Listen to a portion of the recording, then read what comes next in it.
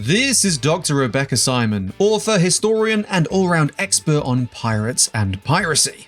And I'm your host, Dave Jewett, and today in this episode, sponsored by Assassin's Creed Black Flag Resynced, we're diving into the adventures of Edward Kenway, Blackbeard, the Jackdaw, and beyond. Yep, there it is. Use that intimidation. This is the famous image about Blackbeard put in the book A General History of the Pirates. One of the most infamous images of pirates from the time period. Come here, you. People loved having a cat on a ship. Rats carry disease. They get into food stores. Cats eat the rats. Cats provide company. We love it. Pets on ships were a thing. You can pick up Assassin's Creed Black Flag Resynced and support EXP at the same time by using our link in the description below. We hope you enjoy this episode, and now without further ado, it's over to Rebecca. Douse the flames! Get in there, you mongrel! Oh!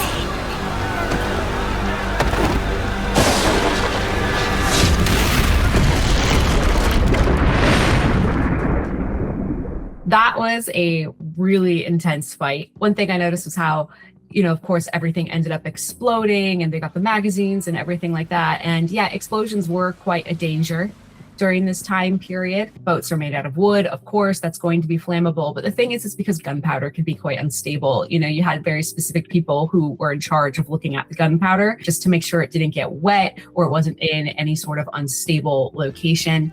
It was very important to keep things safe to the point where everybody, whether they were normal sailing ships, whether they were pirate sailing ships, had very strict rules about not firing weapons below deck because it could cause a spark and could cause a large explosion. So kind of similar to what we just saw, which of course undoubtedly happened during this battle. Now, a massive explosion like that would not have really occurred on accident. It probably would have been a little bit of a one-off. So this was clearly a deliberate action in order to cause a ship to explode. This was very rare during the golden age of piracy, but I did run across a couple of cases where a pirate did actually make sure to set the ship on fire by exploding the gunpowder or by lighting the stores, forcing people to surrender and also come onto their ship as hostages. So that did happen on occasion, but it was the exception to the rule. But you can just imagine how that would have been at sea or how people would have reacted when they were hearing about it. So really kind of an adventurous, devastating detail to put in here. It's not about need, Caroline. I want food that don't make me sick. I want walls that hold back the wind. I want a decent life. I actually only learned recently that Edward Kenway, iconically Welsh, and as a Welshman, I love that. He was originally supposed to be from Bristol or Portsmouth or Manchester when they were taking auditions for the voice of Edward Kenway. They asked to hear the voice actor's original accent and they just loved it. So they altered the story to make him half Welsh.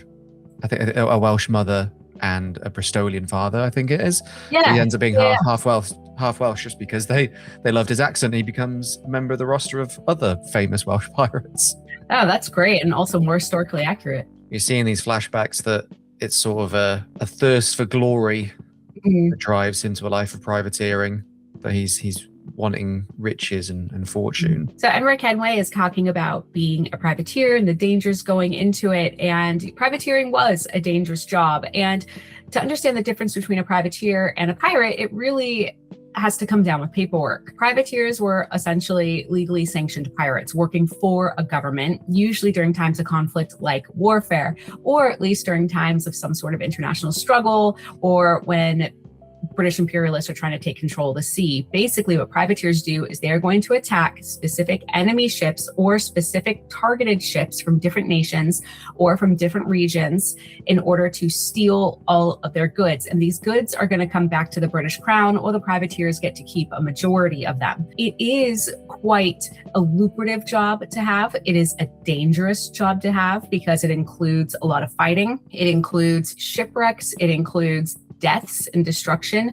Basically, these are pirates for all intents and purposes. They are just happening to do it for a particular government. They're doing it because they can get wealthy, and also because privateers did have a lot of autonomy. They could pretty much sail wherever they wanted to go as long as they were only attacking the ships that they were supposed to attack. And so all of this was laid out in a contract called a letter of marque. And basically what it's going to say is, during this year within the Caribbean, attack ships carrying the Spanish flag, aka Spanish ships. It'll say that, very simply. The way I put it was very simple, but it's going to say something like that. So you're going to be attacking Spanish ships throughout the Caribbean, and you're not supposed to deviate from that. If you do, that can get you a charge of piracy. Generally, your government is going to do what they can to defend you or to get out of it. But if a privateer is being captured, they'll often be caught as pirates by those other nations, and they will be tried and executed for it. Hence why it's still such a dangerous endeavor to get into. I do find it interesting that the backstory of Edward Kenway is not, he's going into privateering to provide for his wife because they're poor. She has, a rich family. It's purely for his gain, his glory, his desire for riches. That is why a lot of people ended up going into privateering, was to become wealthy when they couldn't really otherwise. So this is Kenway after a few hours of play. One of the first things I got was the full coat of pistols. It just doesn't feel right to only have one. He has to have 4. Oh, gotta have many. All right, so Edward Kenway here. He is all dressed up, ready to fight, be Edward Kenway. And what you'll notice is that he's carrying his weapons on him in full view. And this was not too uncommon. He's carrying 2 swords, as you can see, and he's also got like 4 pistols strapped to him. This was actually pretty normal in a lot of times for pirates when they knew they were going to engage in combat, because they wanted to have weapons ready to go. They weren't carrying 4 pistols. What they would do is they would have a cutlass, which is a short, slightly curved sword that is good for close range fighting, because a huge sword is going to be too cumbersome in these kind of more confined fighting areas. And they're going to carry generally about 2 pistols on themselves, one for each pocket, each holster, or strapped across the chest, kind of like what you're seeing.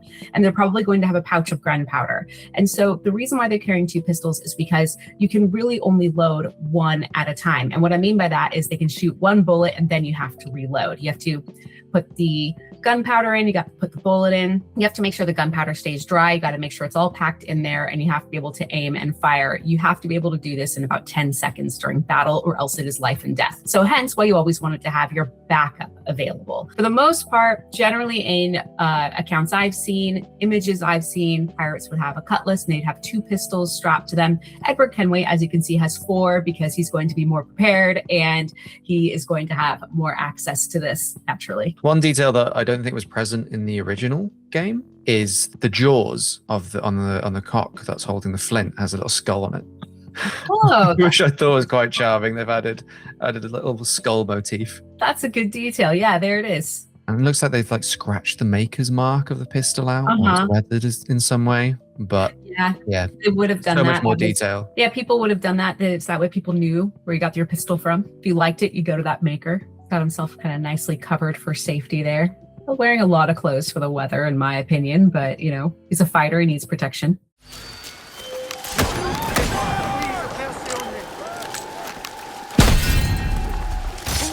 You're a dead man! So that was a really cool detail to fight. You saw that he tried to fire his gun, but couldn't. He was out of bullets. He had to use his sword and he had to reload really, really fast. So that's how it would have been in battle. So it looks like Edward Kenway is in Kingston, which is the capital of Jamaica. And by the 1700s, by the 1710, 1715, which is about the time the game takes place, the Royal Navy and British officers have taken control of Jamaica. Up until the end of the 1600s, it was constantly in and out of British and Spanish hands, which meant there was a lot of lawlessness. So you're going to have a lot of people like pirates, and you're going to have tons of taverns, people who gamble, lots of prostitutes, a lot of criminal enterprises happening, all under the nose of the governments because there just was no supervision. But clearly now this is no longer the case. After 1692, there was a huge earthquake that damaged a whole bunch of the island, including sinking most of the city of Port Royal, where a lot of piratical activity took place, and the Royal Navy swooped in. Now, obviously, right now in the game, Edward Kenway, he's coming in to kill as many British officers as possible. Pirates didn't really do this in real life. Pirates operated at sea, and the law was under the Admiralty, court, the Admiralty jurisdiction. They were in charge of all maritime law. Once a pirate came onto land, they were going to be a civilian. And the reason for this is because they are going on land for the purpose of getting their money by selling goods that they had stolen, using that money to either go home, send it home, or most commonly go to the tavern and spend it on drinking and spend it on women. They're not really going to come on land attacking people. This is, of course, really great for the game. It's, it was a huge plot point in the Pirates of the Caribbean films, especially The Curse of the Black Pearl. Now, you might be thinking, well, what about pirates like Henry Morgan? Yes, Henry Morgan in the 1600s, he and his men sacked the island of Panama. They weren't really pirates, though. They were privateers being charged by the government in order to do these attacks against Spanish and other areas. Even if they did it illegally, they were bringing back enough money to where they could get praise. There were French pirates in the 1600s, buccaneers, who sometimes did go on land to fight, but mostly pirates did all of their fighting at sea. And if they're going to actually fight on land, it's going to be a general bar fight in a tavern. But pirates wanted to keep themselves incognito because the Admiralty offices are right there on the coast. If you're going to get caught by the Admiralty, you will get thrown in prison for a trial that's just for show, and you will hang. Lay aboard, lads! Save your singing for Davy Jones, you jagabats! It's a hard wind coming! The man speaks true. You lot weigh anchor. As for the rest, half on the foremast and half at the main. Let's outrun this hurricane. So this is Edward getting his ship, the Jackdaw, which was originally part of the Spanish treasure fleet. He stole it. Fighting against the Spanish was a bold enterprise for any pirate back then. Their ships are just too large and too well guarded. So they used the hurricane that sank the Spanish treasure fleet as a plot device for how he escaped. Otherwise, he would have been caught or sunk. But because this hurricane came in, he was able to slip away. And that's a really great plot device because the Spanish treasure fleet was absolutely destroyed in that hurricane. Pretty much all the ships were lost right off the coast of Florida. I think the only ship they were able to fully recover was the Urca de Lima, which is also the ship that was the major plot point in the show Black Sails. Trying to get all the gold that washed up. This would be a good time to try to steal a ship because in the chaos, probably wouldn't be noticed, but you just gotta try to survive that hurricane.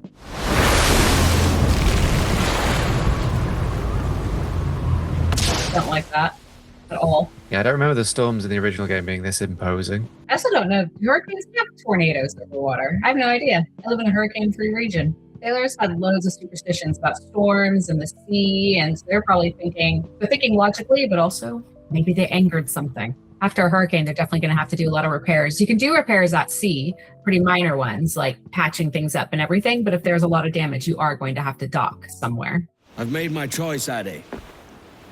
I'm calling her the Jackdaw.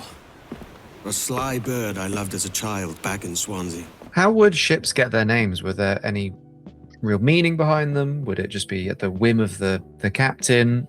Because he calls them this ship the Jackdaw after a bird, but obviously there's ships with a whole variety of names through history.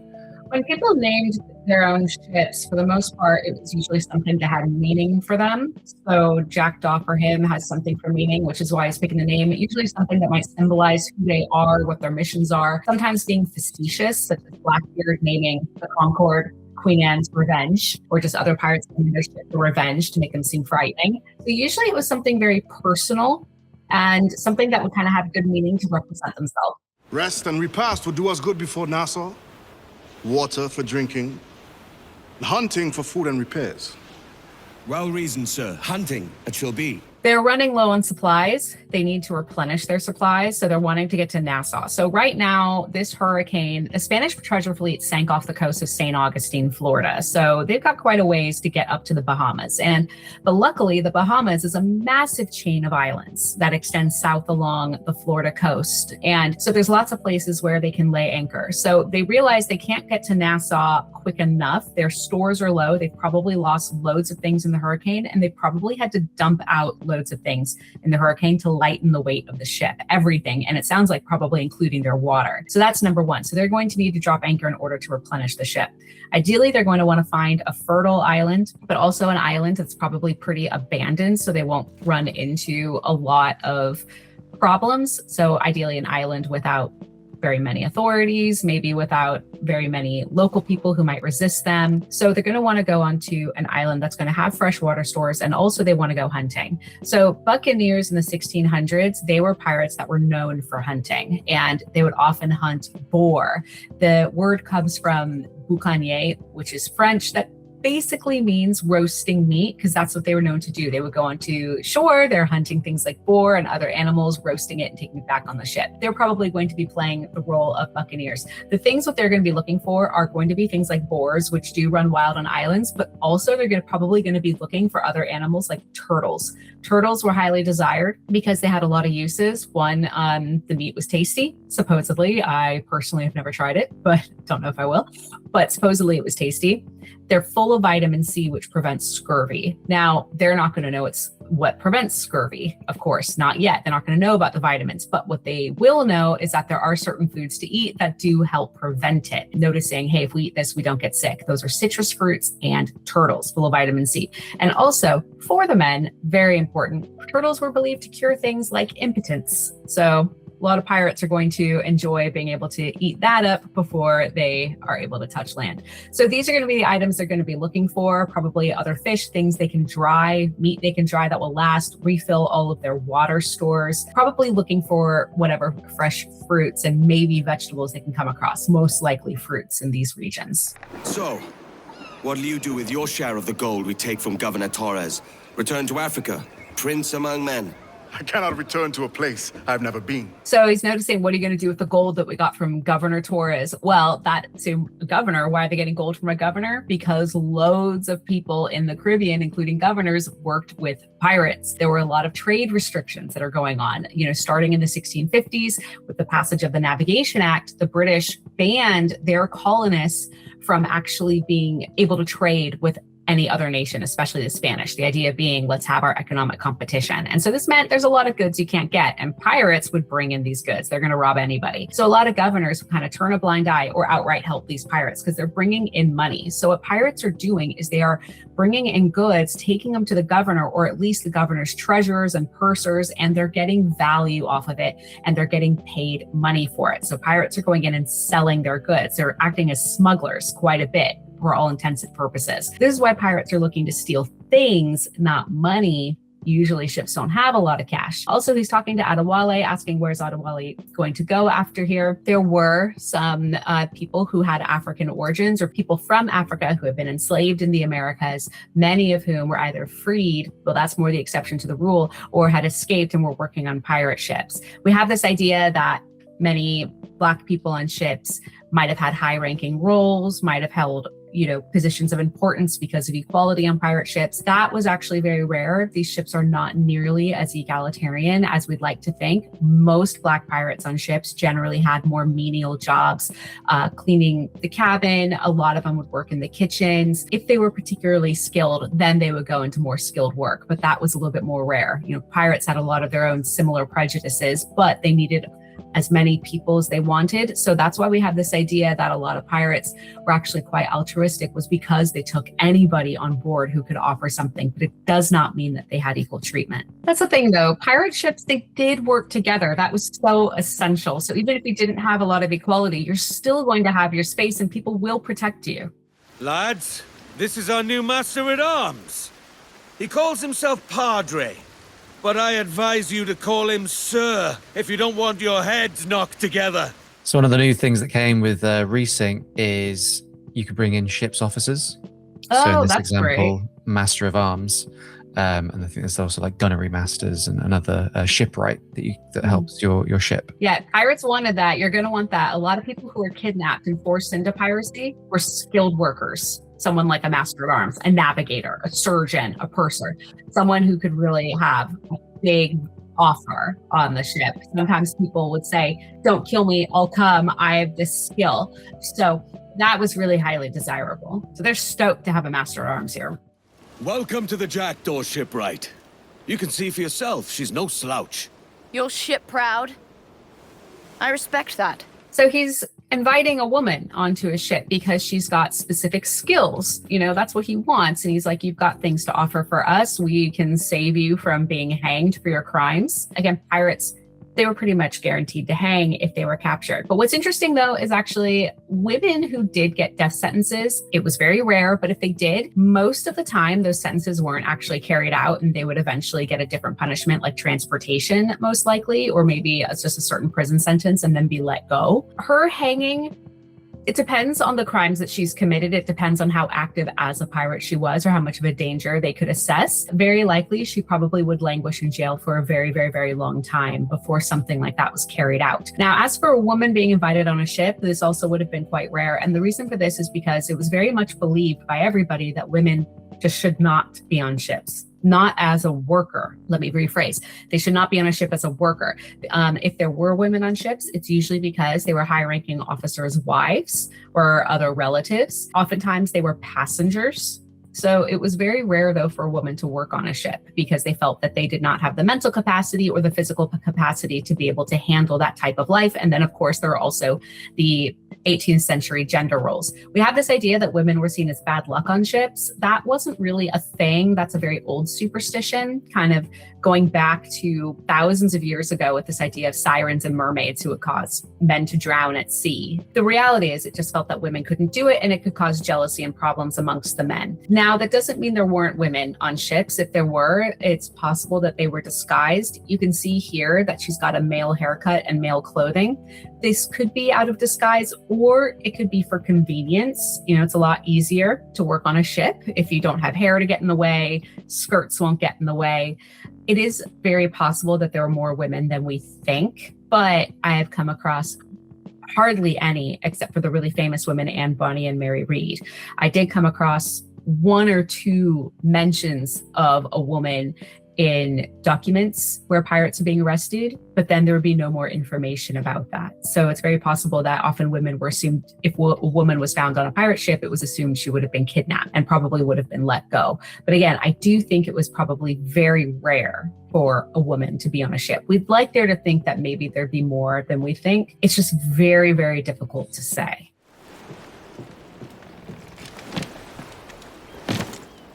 So I'd give a little tour of the Jackdaw. This is probably what your ship would look like halfway through the game. So it's had some upgrades and some repairs. Definitely a really good opportunity to be able to do that in Nassau, where they could bank their ship pretty safely, or at least in and around this region in the Bahamas. That the reason for that is because the Bahamas didn't have a lot of governorship. You know, Royal Navy, the British didn't really pay attention to the Bahamas. It didn't produce a lot. Of course, that would all change when Woodes Rogers came into leadership in 1717.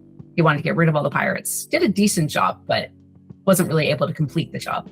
They got the crew working, but a lot are kind of standing around. Boredom was a big issue on ships because, yes, there was a lot of work, but there was also a lot of downtime, which could lead to drinking or gambling. So those behaviors were often banned on ships because that could cause problems, but they would often entertain themselves playing games like cards, that sort of thing, finding work to do. This is a common job. You got to go up there and make sure the sails are in good condition.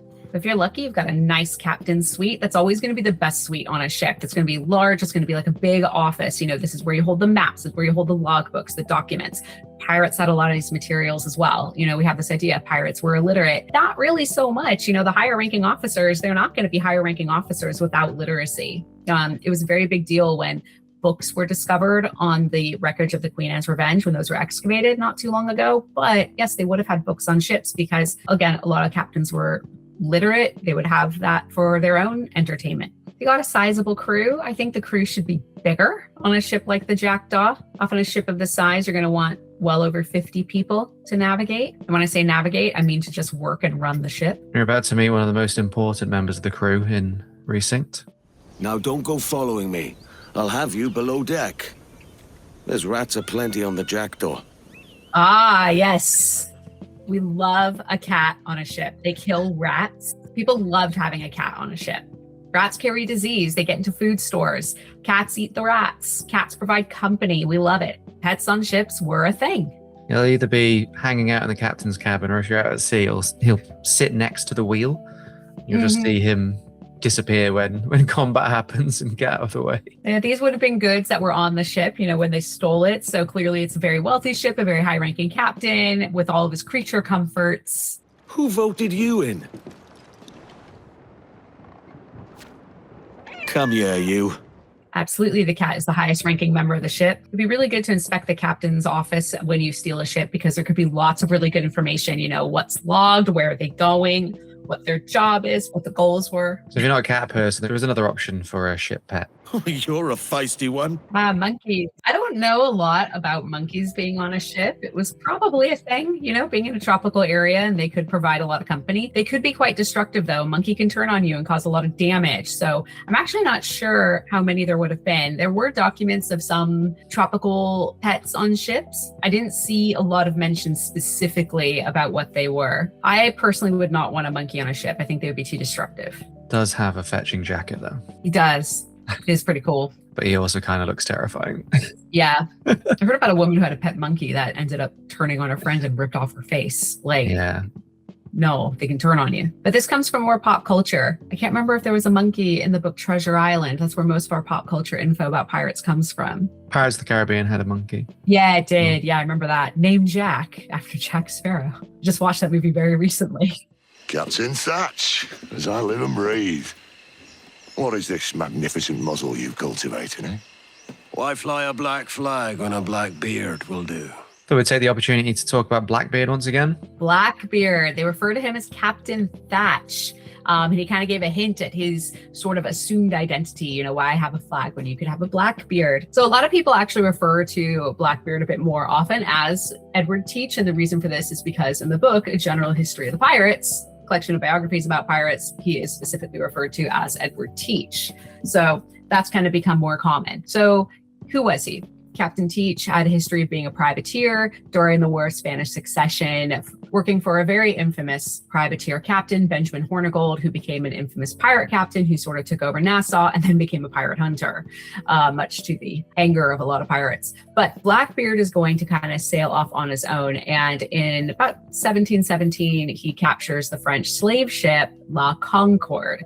And that's a huge deal. Slave ships are very large. They're very well protected because slaves are very, very valuable because they were considered property. They were considered goods on a ship. Blackbeard, they say, you know, Blackbeard stole the ship and absorbed a lot of slave people into his crew. This may or may not have been true. What we do know is he sold most of them for his own profit later. Blackbeard became very notorious because of his looks. He grew out long hair and he had a very long black beard. He had very dark hair. And this is a very big deal because during the 18th century, it was polite society. That is what the thing was with men. You want to look very respectable. You want to come across as a gentleman, regardless of your social class, if you can. This means you tie your hair back and you keep yourself clean shaven. So him growing his hair long, not tied back, and growing a long beard is kind of shoving that right into someone's face. He was also known for putting sort of sparklers or gunpowder into his beard, so that way there could be smoke kind of floating up from him during battle, and this made it look like he came out of hell. He used the art of intimidation to take ships. Blackbeard was not a very deadly pirate. He, in fact, would tell his men, do not kill people. He himself never killed a single person until his very final battle. He used intimidation to get people to surrender as fast as he could, and it worked. You know, Blackbeard was a very prolific pirate. It was said that he caught over 40 ships in a period of 2 days at one point, sailed up and down the coast. He had a particular affinity for taking a lot of British ships because those often had a lot of goods. He even had a very small fleet sailing with the pirate Stede Bonnet, who had his own ship, the Revenge. Ultimately, he is going to betray Bonnet because Bonnet himself was not a very good pirate and became more of a liability. And also, it was Blackbeard's way of taking a pardon, so that way he would not get prosecuted for his crimes because he became too notorious. So he kind of goes into retirement for about a year in North Carolina, and then he is going to go back to being a pirate. So because he really used a lot of intimidation, because he had a large crew, because he was so successful, this is what really led to a lot of his notoriety. And then, of course, his death in battle. He fought off the island of Ocracoke against the Coast Guard, and ultimately he is beheaded in battle by Lieutenant Maynard, and supposedly his head was put on a mast and sailed up and down the coast, the American East Coast, to kind of show this. Supposedly his skull would become encased in silver and used as a drinking vessel, but I think that might have been more like kind of mythology, you know, drink out of Blackbeard's head, like, you know, a lot of novelty there. But yeah, this is how Blackbeard will become one of the most infamous pirates. He holds a big space in pop culture, kind of being this big, almost mythical figure within this world. For an audience, aye. It's all a big show. Yep, there it is. Use that intimidation. You want people to submit as fast as possible to get your goods, get in and out, so you can leave with as few casualties as possible. This is the famous image about Blackbeard put in the book A General History of the Pirates. One of the most infamous images of pirates from the time period. You can see he's wearing a hat that has similar tendrils right there. Hostages for Mansons! These were my only terms! So this is where Blackbeard's part in Black Flag starts to come together towards the end, where you actually play through the blockade of Charleston. Oh, that's cool. Yeah, this is what happened. Blackbeard held hostages, supposedly even a relative of the governor. So then you, as Edward Kenway, you actually sneak into Charleston. I know you're come to call me home, Kenway. And your faith in me is kind. But with Nassau done in, I feel I'm finished. And so Blackbeard's just said, with Nassau done in, I think I'm finished. So let's talk about this. Woodes Rogers becomes the royal governor of the Bahamas in 1717. He has made it his life's mission to get rid of pirates. He's been a pirate hunter. He just hates pirates. And he petitions a lot of times to get the governorship for the Bahamas. But what's interesting is that the British government, they deny it quite a few times because they're not really wanting to put their resources into the Bahamas. Again, it's not a huge producing set of islands. They don't really see it as essential as a lot of their islands within the Caribbean, such as Jamaica, for example, or a lot of their colonies in the South, such as the Carolinas. Finally, they say, okay, you can run the Bahamas, but we can't pay you a salary. So Woodes Rogers gets a lot of financing. He gets a lot of loans to be able to run it. And so what he does is he goes in and he immediately offers a pardon to pirates. His pardon was enacted by the king, the Act for the Effectual Suppression of Piracy. This has actually been put in several times over the years. And so he's bringing it to the Bahamas, which was known to be a nest of pirates, especially in Nassau. And so basically what he's doing is he's offering pirates the opportunity to turn themselves in. You turn yourselves in, you name your fellow crew, and you will have your crimes forgiven, especially if you agree to go into service to become a legitimate sailor. Many pirates took this, who said that within a year, 200 pirates took the pardon, but about 100 of those pirates would go back to piracy. Woodes Rogers, whether or not he actually did have an effect of ending the golden age of piracy, or at least playing a hand in that, is highly debatable because of how many pirates did go back into piracy. But he did play a hand at taking control of the Bahamas here. Ultimately, though, when he goes to England to get more finances, he actually is thrown into debtor's prison for a period of time because he wasn't able to pay back a lot of his financiers. Supposedly, it's during this time in prison he is interviewed and gives loads of information about pirates for a book which will become A General History of the Pirates. That's what it says in the prologue. How true that is, we're not sure, but what we do know is that the book heavily praises Woodes Rogers, so it's believed that he did do a pretty good job. Woodes Rogers does try to get help from the Royal Navy. The Royal Navy actually will not spare many resources. In fact, the Royal Navy wasn't really too concerned with pirates. They left that to the Admiralty and they left that to local officials. So they didn't actually use as many resources as we think. One of the ways Woodes Rogers was able to become successful is that he did hire former pirates to become pirate hunters, such as Benjamin Hornigold, who felt that the age of piracy was ending and that it was no longer as lucrative to be a pirate by the late 1710s. And ultimately, by the late 1720s, for the most part, piracy during this time period has gone away. Did I hear you right? He drinks gunpowder. Aye, sir. Just for show. No. See, this is about kind of like the legend of Blackbeard. People kind of build up like who he is, you know? Like, I heard Blackbeard did this.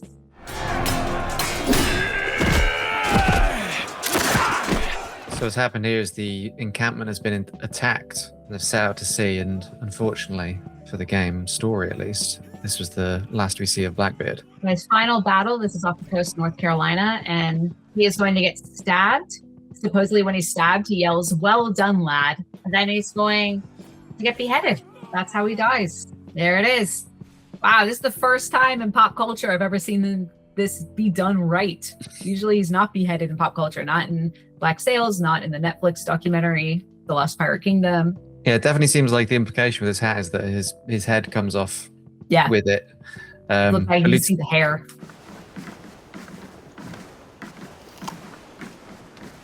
So obviously Lieutenant Maynard is the one that struck the killing blow. Yep. In the original Black Flag, that character model was there, but the individual wasn't fleshed out anymore. But they've added some story missions that surround the pirate hunter Lieutenant Maynard. Oh, okay. Here. So Lieutenant Maynard, he does gain some notoriety for being responsible for the death of Blackbeard. He was kind of captain of the Coast Guard. What's interesting, he actually sailed out of Virginia and was going after Blackbeard, who sailed around North Carolina and parts of Virginia, but North Carolina protected Blackbeard, saying, no, he's got pardon. So he decides, I will get Blackbeard.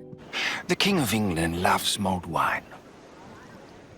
Do you have mulled wine at this establishment? We're definitely building up Maynard in terms of authority and character here. I am here with purpose. To offer this boon from the king's table as a gesture of his goodwill. There's not actually a lot of information about him, so it is easy to kind of create a story. Let's play up the guy who kills Blackbeard. And also Maynard, yes, he did behead Blackbeard, but Blackbeard was stabbed several times beforehand. It wouldn't have been that difficult at that point. Yeah, you end up having to fight off quite the armada that Maynard sends after you. No. Maynard would not have an armada here. He was a Coast Guard. He was a lieutenant in the Coast Guard, but he was not given these kinds of resources. His job was to just control the coast of Virginia. He technically didn't really even have jurisdiction to go to the Carolinas to go after Blackbeard, but he was hailed as a hero. That's why nothing happens to him after. But I guess for a historical figure who kills Blackbeard, let's build him up for the game. Makes sense for fiction. A single pirate ship could not take down any armada. Doesn't matter how big your ship is. You're going to need a fleet. Port Royal, once a pirate stronghold, now not as much. That's a gibbet. That's where they would have put a pirate's body after hanging for several days, up to several weeks, months, or even years. Yeah, the iconic look is one of those with a skeleton in. Yeah.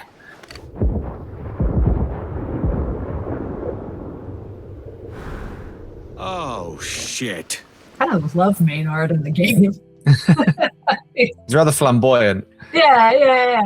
There were not very many pirate attacks on land. Actually, though, Charles Vane did blockade Nassau and fired on Nassau's port, but he didn't take Nassau. He was mostly doing that in rebellion against Woodes Rogers. You fight just like a pirate! How dare you? Pirates didn't have a specific fighting style. They fought like anybody else would have, with a cutlass, with guns. Some were skilled because of being veterans from the War of Spanish Succession. A lot weren't that skilled. It was kind of chaotic. I guess what he means fighting like a pirate is maybe he's not following the rules of swordsmanship. The game's story with Maynard wraps up with the character being forced to choose whether or not they kill Maynard or salvage this key to rescue their crew from the sinking ship. Because obviously Maynard's death is known, so the game can't have the main character kill Maynard. Right. When that starts to conflict with how the individual really died. Mm-hmm. Yeah, the game has done very well at trying to be as authentic to the history as possible. So this is the new Libertalia, eh? Stinks the same as every other squat I've robbed this past year. So was Nassau a pirate city, a pirate settlement? So Nassau's on the island of Providence in the Bahamas, and it became known as the Pirate Republic or the Pirate Kingdom. And Benjamin Hornigold was known as the Pirate King. And that's because he came into Nassau around 1713 and brought a lot of law and order. It was a pretty chaotic location. Lots of fighting, lots of drunkenness, lots of pirates coming in and out. And the reason why pirates went to the Bahamas is because, one, it's a good location. Being off the coast of Florida and being off the coast of the American South, lots of trading lanes coming in and out. So you can do a lot of robbing ships, but also all the little islands makes it difficult for ships from, say, the Navy or galleons to be able to go chasing them. Pirates use smaller ships to kind of be able to navigate in and around the coast. The governors of the Bahamas also had a very long history of allowing pirates to come in and trade, sell their goods, or even offload their goods to kind of hold so they can pick it up later. That was pretty rare. Pirates generally kept all of their goods. And so they knew it was a place where they could pretty much go. And they generally began settling on Nassau, which was the most active port. That is where it had a very strong port. And so people would come in. There were a lot of taverns there. That's where business operated out of. This is where pirates would gather to sell their goods, to meet with any sort of authority that might be able to treat with them, that might be able to get their goods, offer them money. This was a place for pirates to recruit in the taverns. So those were very, very, very important locations. Nassau itself was also a city with, general people. There were some plantations sort of in the outskirts of the city or a bit further into the island. And you did have people who lived there, people who worked there. You would have had enslaved people there. So it was actually a pretty thriving city. It was just very chaotic until Hornigold comes in and sort of imposes a bit more law and order to make it a place where pirates could congregate with less danger, less likely to kind of be arrested, less likely to cause trouble, because if you're behaving yourself, you'll get more of what you want and you'll get more safety. So Nassau would become the place to go. And again, things are going to change when Woodes Rogers comes into play, not just because he comes in to stop piracy, but this is going to cause people pirates worked with to suddenly start losing money. They're making great money working with pirates and taking their goods and selling their goods. So it was a very significant place. Yeah, so you can see it was a pretty thriving city, very much a coastal city. So most of the action is going to be here. You see some pirate flags there, to let everyone know who's hanging out there. There's the fort, British fort there. Yeah, the contrast of the pirate flags and in the distance, the British fort. Yeah, it is kind of like a whole city of contradiction in a way. Clearly it did have British strongholds there that weren't really being used till Woodes Rogers comes in. And that's the fort that Charles Vane was going to blockade and attack. Fires cannons upon it, from what I remember. So you got their prostitutes doing their work. I'm a real snake charmer. Mostly within taverns. You can also see women in just normal dress working. So, it's a place for anybody, really. Working on that. Dear lady, what do they call you? And when they're sober, a jilt when they're sauced, but never lady. I wonder if that's supposed to be Anne Bonny. It is indeed. Irish accent. She was born in County Cork. At least that's what we believe. Whether or not she actually had kind of an authoritative role on the ship isn't really known, but she did fight. She was said to be wife of Captain Jack Rackham, which would have given her status. But between fights, she was known to wear women's clothing and I don't think did very much on the ship. I would say this is probably pretty accurate to what Nassau was like. Wooden buildings, people milling around, lots of taverns. So Nassau actually changes through the course of the game, falling, and then you'll see many more British soldiers in the town. And you sort of have to escape the blockade by using a fire ship. Was this blockade being done by the British or by Charles Vane? So it's an English blockade, but you're escaping with Charles Vane, who will then later do some other stuff. I don't think there was I don't know about an English blockade here. Again, the English didn't actually use a lot of resources for Nassau. They sent Woodes Rogers maybe 1 or 2 Navy ships. That was it. They were like, you wanted to do this, you're on your own. A mighty mess there. Burn, you bastards! The pardon up your ass, governor! Yeah, see, there we are. Rebelling against the pardon. Sail ho! Military class brig on the horizon! Good eye, man. Are you ready for this, Kenway? She won't go down without an honest fight. Yeah, a brig is much more likely for pirates to go after. It's a smaller ship, it's more manageable. And also they've got more likely to be successful with it because a lot of times people sailing brigs might not really have the weaponry to be able to fight back against pirates. So when it comes to boarding a ship, you're not really killing all of the crew. You're lowering the morale and leaving some of them alive. But one of the ways to lower the morale is to climb up to the flag and take the colors. Is that something that would be effective? Like throughout time, we know that the colors of the flag, the standard, would be very important. Would that be the same for a ship? The flag was very important for ships, particularly because they had to announce who they were and where they were from, and that's what you did with the flag. It was also a source of pride. So I haven't seen things in records about pirates going up and taking a flag, but just based on the importance of it, if pirates went onto the ship and they took the flag, that was kind of a big symbol of victory. right there. So that's going to be very demoralizing to the Spanish, and they're going to know that they've lost against it if they don't even have their flag anymore. It's basically having their identity taken away. Now, it is quite violent when pirates board the ship. There are casualties, but not as many as we think. In fact, pirates, they wanted to subdue the people they were taking over. There would be tons of injuries, but pirates don't want to kill as many people as we think, because that means members of their crew are going to die as well. They want to leave survivors so they can do a lot of negotiating. You might think that they don't want to leave survivors because they can be identified, but pirates are known anyways. Pirates are recognizable anyways because of their ship and their notoriety. They just want to go in as fast as they can, get as many goods as they can, so that way they can sail off and sell them. So what'll happen if you dispatch a lot of ships, or you take them, or you plunder their supplies, or use them to repair your own ship? Eventually you'll gain a notoriety and pirate hunters will come after you. Yeah, that can happen. Yeah, absolutely. You'll be able to see them because not only do they fly a red flag, all of their sails are red as well. Do you mean the pirates have red flags? The pirate hunters would Pirate hunters, fly a red yeah. flag. Yes, they would. And that would be a way for pirates to kind of know who they were, to see if pirates could actually surrender themselves. Because if they surrendered, they could get a pardon. That was kind of the idea. Pirate hunters were often people who had been pirates once, or at least had been privateers, because this is how they knew who many of them were and they knew where they would go. The pirating world is actually quite a small industry. It's sort of one of those where you know everyone, or if you don't, you know someone who does. That's how one of the ways pirate hunters could be so successful. Pirates were also pretty predictable. They went to very similar places. They went where there's trading lanes. They were mostly around coastlines. They had a lot of strongholds in accessible areas.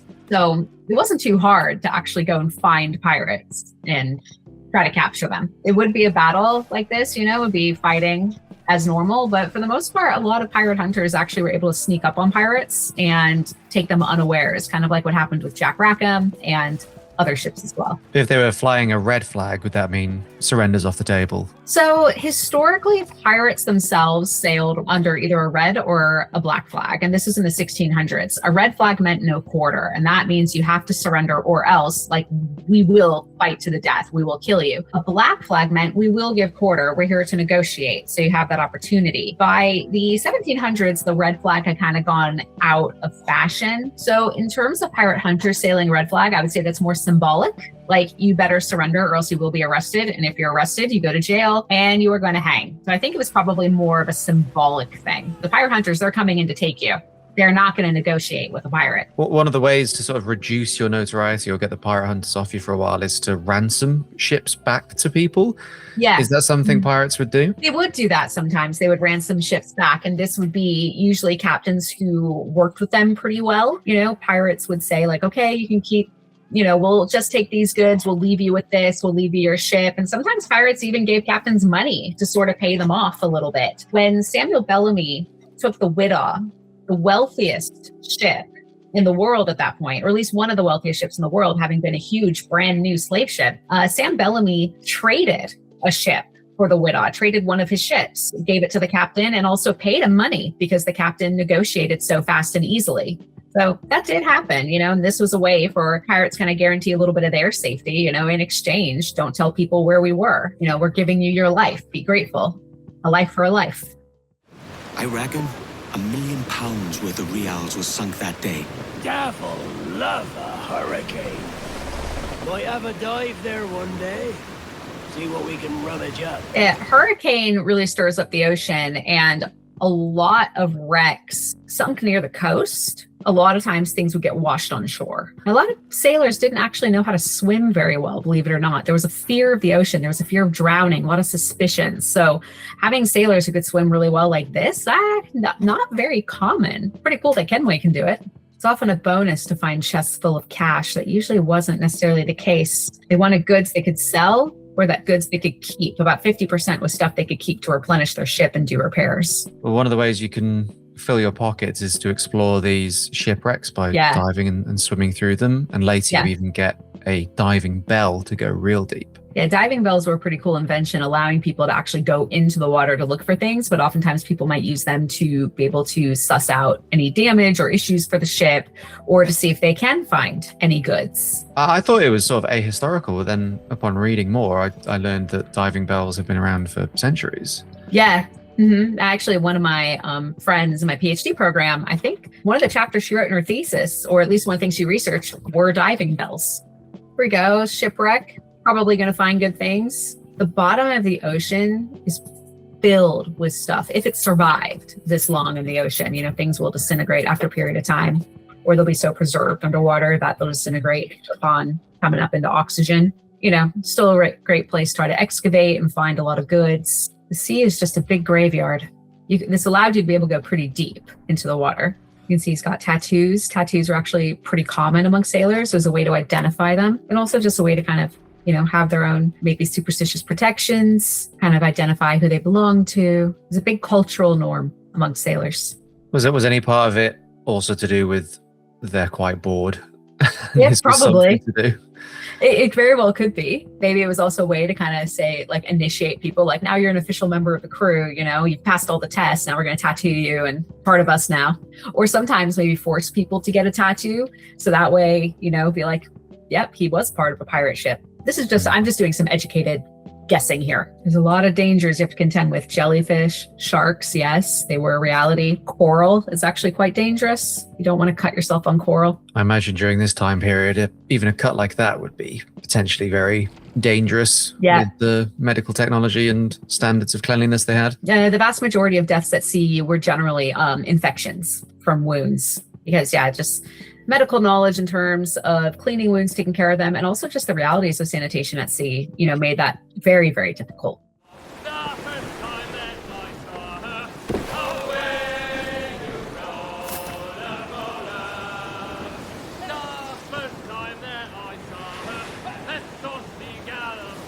We couldn't look at the game without also talking about shanties once again. Yeah, shanties were pretty common. A lot of the shanties we know of actually came a little bit later in the 1700s, kind of more on naval ships. But there were very common songs people would always sing, as a way to pass the time. Many of the songs had very simple, easy tunes, so that way you could memorize them. The same shanty would be sung on multiple ships, but probably a little different on every single one. Really good way to pass time, keep up morale. I think I've asked you this question before, but what is your favorite shanty? The shanty about Captain Kidd, of course, is pretty fun as a pirate historian. What Shall We Do with a Drunken Sailor? Classic.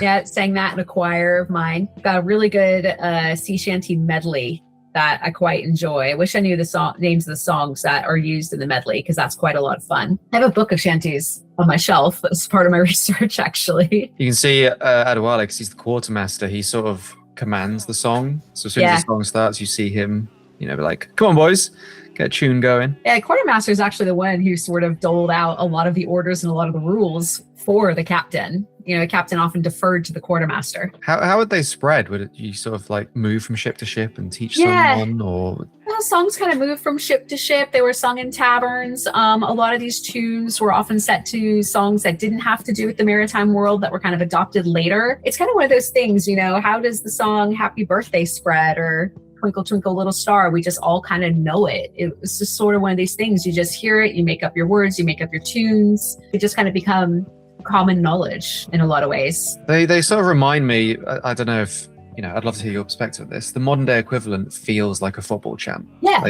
A lot of the same tunes, the lyrics will be adapted because of something that happened recently, or a new player has joined a team and a tune will be reused, but a new lyric or name will be added. Yeah, it's like that in America, we have Take Me Out to the Ball Game. Everyone knows, everyone sings at the ball games, and it's usually a little different based on the team you're supporting, maybe a person you're supporting. And it's kind of funny. It's like everyone in the audience will just know what to do. Like, I'm not even much of a baseball person, but I can sing the whole song. I can count on one hand how many baseball games I've been to, but I know the whole song, and I don't know why. I just do. It's like I was born with it built in. One of my favorite things in this game is still to just let the shanties play and scale for a while. It's as good as it was way back when. I know that the soundtrack for Assassin's Creed Black Flag is very popular. A lot of people have sent it to me. They're like, oh, pirate historian, you gotta listen to it. And it is really great. They have the Captain Kidd song, which makes me really happy. That one tells the story of his life, and it's one of the things that made him pretty notorious and kind of mythologized as well. They added some new ones for Resynced as well, some that I'd not even heard of.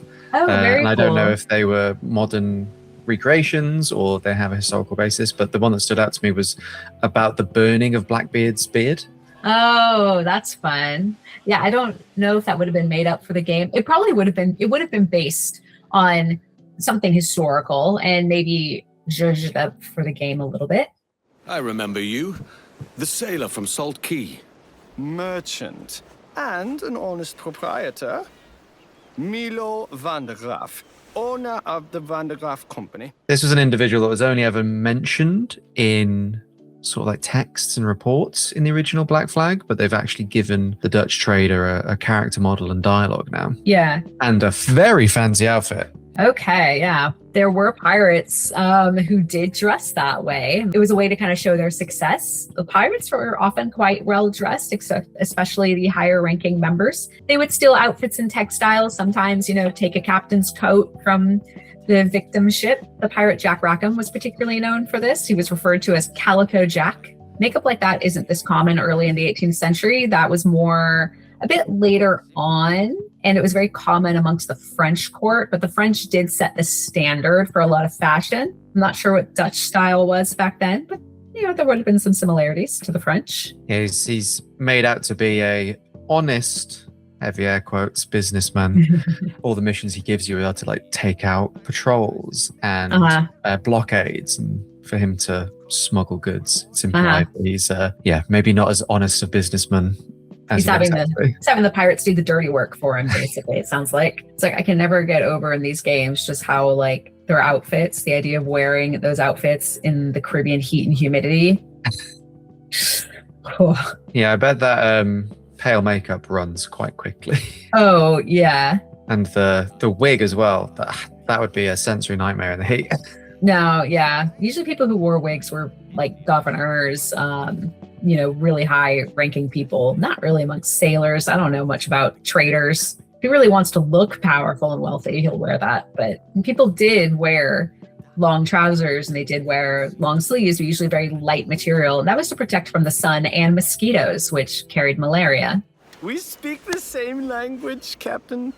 On my word, your purse will grow heavy. So these are always so much fun. Like Assassin's Creed is so cool. Maybe, like I said, I don't really play games. I've always had a hard time with the games that like you kind of just play along and do a lot of missions for like this. But like this game's so cool. Maybe I'll give it a try at some point. This was always my favorite Assassin's Creed game. Yeah, and I know a lot of people said that. A remake in Resynced is very cool. And I wonder if we'll see the same sort of resurgence of pirate excitement.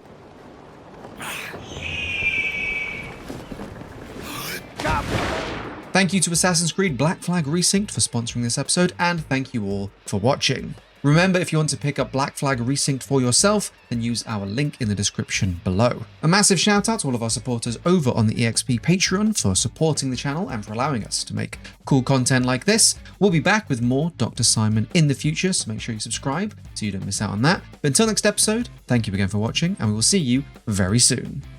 Give us a song, lads.